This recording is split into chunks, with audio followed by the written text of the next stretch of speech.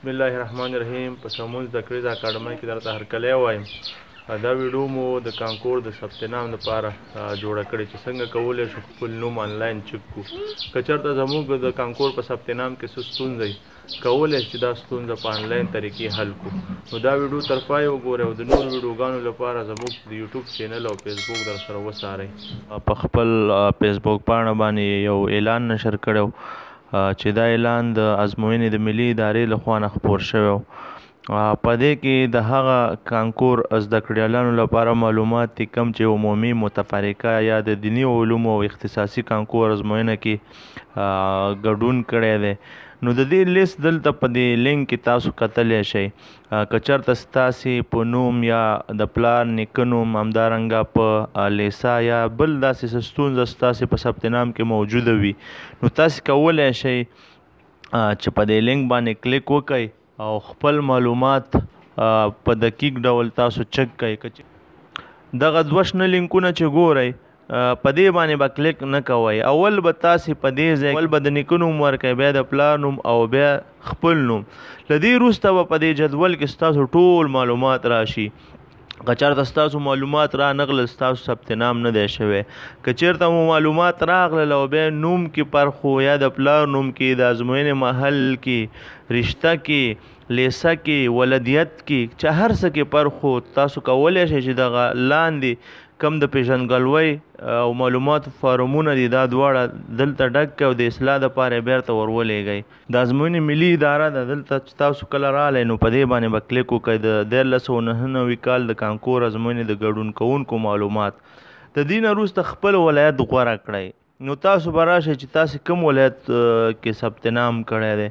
نو ما سره اوس خپله دلته شاګردان ناست دي، زه د دې نومونه چک کوم. زه راځم دا ننګرهار دي، دا هلکان په ننګرهار باندې کلیک کوم. له دې وروسته موږ ته یو پیغام راغی پاملرنه، که د چا نوم په لاندې جدول کې شتون ونه لري ازموینه کې د ګډون اجازه نه لري. نو که تاسې چېرته غواړئ چې خپل نوم چک کئ نو تاسې لومړی دلته راشئ.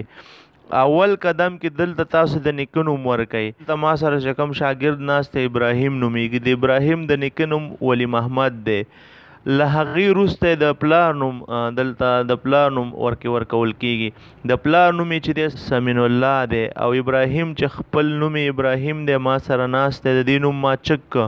چې کله دا درې نومونه ورکئ، د نیکه نوم، د پلار نوم او خپل نوم، بیا د هغې وروسته به تاسو ته دلته معلومات راشي. که چېرته ستاسې ثبت نام شوی او تاسو ته دا ټول معلومات راځي چې په دې کې نوم یا اسم ګوره ابراهیم، د پلار نوم سمین الله، د نیکه نوم ولی محمد، لیسه ګوره احداد ده، د ازموینې ژبه یې څه شی دی پښتو ده، جنس څه شی دی ذکور دی، یوه خانه کې راځي. آی ډي نمبر د دې دا دی، تاله د خپل آی ډي نمبر معلومه دی.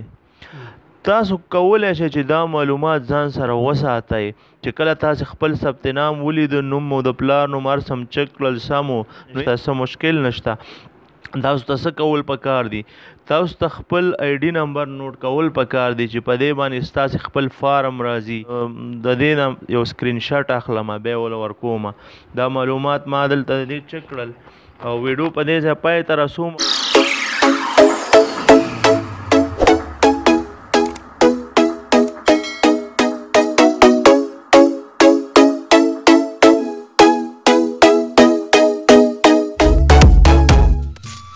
دوستانو، تاسې زموږ ټولې تعلیمي ویډیوګانې د یوټیوب او فیسبوک له لارې کتلی شئ.